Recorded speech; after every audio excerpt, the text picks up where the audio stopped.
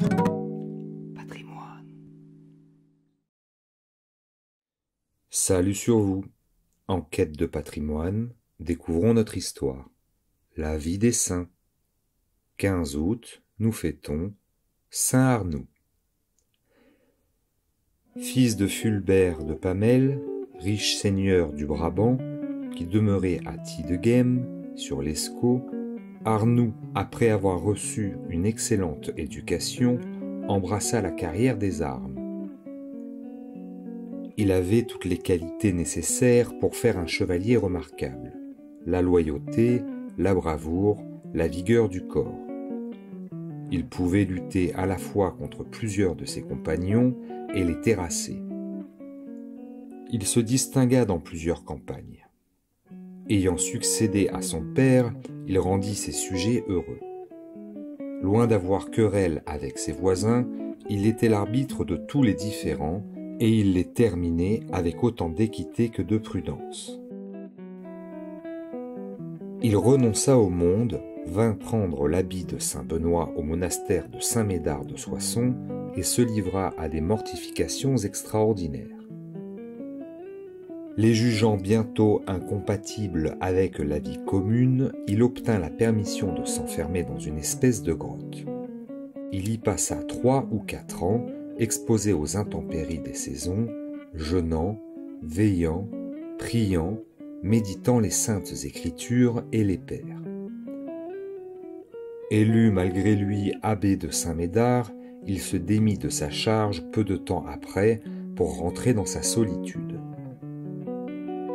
Le légat du pape, Hugues, évêque de Die, qui présidait un concile à Meaux, après avoir déposé Ursion, évêque de Soissons, proposa au clergé de ce diocèse d'élire le saint moine, ce qui eut lieu. Arnoul fit toute la résistance possible, mais le légat lui ordonna, en vertu de la sainte obéissance, d'accepter l'épiscopat et il le sacra le 19 décembre 1081.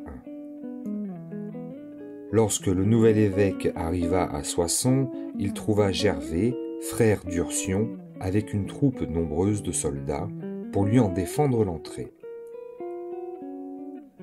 L'ancien guerrier ne se déconcerta pas. Il se retira à Ouchy-le-Château, d'où il gouverna son diocèse. Il en visita toutes les paroisses. On ignore quand il put entrer à Soissons. À 2 reprises, Arnoul alla dans la Flandre, déchiré par des divisions, des guerres entre les villes, les villages, les châteaux, les familles, et rétablit partout la concorde. Il mourut dans ce pays le 1er août 1087. 15 août, Assomption de la Sainte Vierge Marie. Attesté depuis longtemps à Jérusalem dans une église que l'impératrice Eudoxie y avait fait construire, cette fête de la Mère de Dieu, Théotokos, appelée Dormitio ou Possatio, repos, ne prit le nom d'Assomption qu'à partir du 8e siècle. Primitivement, elle se célébrait le 18 janvier. L'empereur Maurice, 602, en fixa la date actuelle pour l'Église grecque. Cette fête était solennisée par une procession nocturne se terminant à Sainte-Marie-Majeure, une vigile et un jeûne. Tous les pères sont unanimes pour affirmer que si Marie a subi la mort temporelle, elle n'a pas été soumise à ses liens. Dans la mort de Marie, nulle impression qui ne soit toute de paix, nulle cause de cette mort que l'amour et le désir de retrouver son divin Fils. La croyance universelle en l'Assomption de Marie a été confirmée par la réponse du magistère le 1er novembre 1950, lorsque le pape Pie XII, après avoir consulté l'épiscopat du monde entier et constaté la piété des fidèles à travers les siècles, par la constitution apostolique Munificentissimus Deus, a proclamé cette vérité de foi.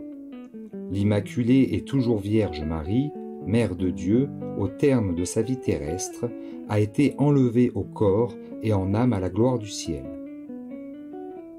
Tout l'office de ce jour manifeste que la Vierge, exempté préventivement de la malédiction portée contre le genre humain, participe pleinement à la bénédiction de son Fils. Marie porta en elle l'humanité de Jésus à son entrée dans ce monde, et en cette fête, c'est Jésus qui reçoit à son tour le corps de Marie au ciel. Comme son Fils, Marie jouit dès maintenant non seulement de la vision béatifique, mais encore de la gloire totale que nous posséderons après le jugement général et la résurrection des corps. Unie à Jésus au pied de la croix, elle lui est aussi unie dans son triomphe au ciel. Tout comme en la fête de l'Assomption, nous demandons spécialement à Dieu la grâce d'habiter déjà de cœur dans le ciel, car là où est notre trésor, là aussi doit être notre cœur. En France, Notre-Dame de l'Assomption est patronne principale du pays. La procession qui se fait le 15 août après les Vêpres a pour but de rappeler la consécration qu'en 1638, à pareil jour, Louis XIII fit à Marie de sa personne, de sa famille et de son royaume. Elle nous permet de ratifier ce vœu qui doit nous attirer la protection toute puissante de Marie. Regnum Galliae, Regnum Mariae. Le royaume de France et le royaume de Marie.